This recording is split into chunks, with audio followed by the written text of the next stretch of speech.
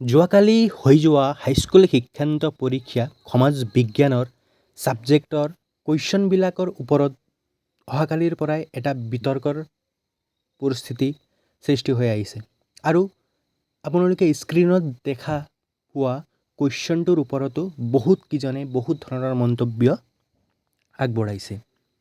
মই আপোনালোকক এই কুৱেশ্যনটো কিয় আহিছে আৰু ক'ৰ পৰা দিয়া হৈছে মই আপোনালোকক জনাইছোঁ। প্ৰথমতে আপোনালোকে এই ভিডিঅ'টো চাই লওক। কালি মেট্ৰিক পৰীক্ষাত এটা প্ৰশ্ন আহিছে সমাজ বিজ্ঞানৰ, সেই প্ৰশ্নটোক লৈ যথেষ্ট এটা ছ'চিয়েল মিডিয়াত আমি বিতৰ্ক এটা হোৱা দেখিছোঁ। মই ভাবোঁ যে বিতৰ্কটো অনাৱশ্যক, কাৰণ ভাৰতবৰ্ষৰ যি সংবিধানৰ প্ৰিএম্বুল, সেই সংবিধানৰ প্ৰিএম্বুলে কোনো ডিছক্ৰিমিনেশ্যন এলাউ নকৰে। গতিকে আমি কাকো ডিছক্ৰিমিনেশ্যন নকৰি পেলাই আমি সবকা সাথ সবকা বিকাশ নীতি পালন কৰি আছোঁ।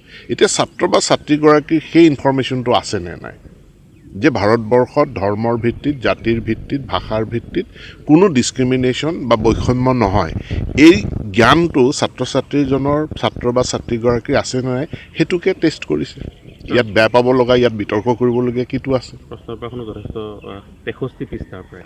63 পৃষ্ঠাৰ প্ৰশ্ন কাকতখন লৈ পেলাই কি সমস্যা?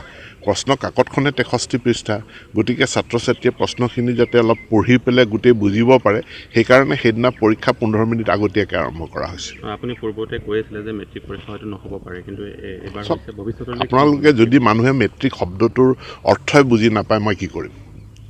ডিক্সনেৰীখন মেলি পেলাই মেট্ৰিক শব্দটোৰ অৰ্থ কি চাই ল'লে হ'ল। মেট্ৰিকৰ অৰ্থটো হ'ল দশম, গতিকে দশম শ্ৰেণীৰ পৰীক্ষা কিয় নহ'ব? প্ৰত্যেকটো শ্ৰেণীতেই পৰীক্ষা অনুষ্ঠিত হয়, গতিকে দশম শ্ৰেণীৰ পৰীক্ষা অনুষ্ঠিত হ'বই, হৈ আছে। আৰু মই কেতিয়াও কোৱা নাই মেট্ৰিক পৰীক্ষা নহয় বুলি পেলাই। মই কৈছোঁ বিদ্যালয় শিক্ষা আৰু বিতৰ্কৰ সৃষ্টি কৰা এইটো প্ৰশ্নত তোমালোকে চাব পাৰা যে দিয়া আছে, ধৰা হওক চৰকাৰে ডাম্বুক নামৰ গাঁওখনত এখন চিকিৎসালয় স্থাপন কৰিলে। চিকিৎসালয়খনত হিন্দুসকলে বিনামূলীয়াকৈ চিকিৎসা প্ৰদান কৰা হয়। অন্য ধৰ্মৰ লোকে চিকিৎসাৰ খৰচ পাতি নিজে বহন কৰিব লাগে। ভাৰতৰ দৰে এখন দেশত চৰকাৰৰ তেনে ধৰণৰ ব্যৱস্থা ল'ব পাৰেনে? তোমাৰ মতামত দাঙি ধৰা।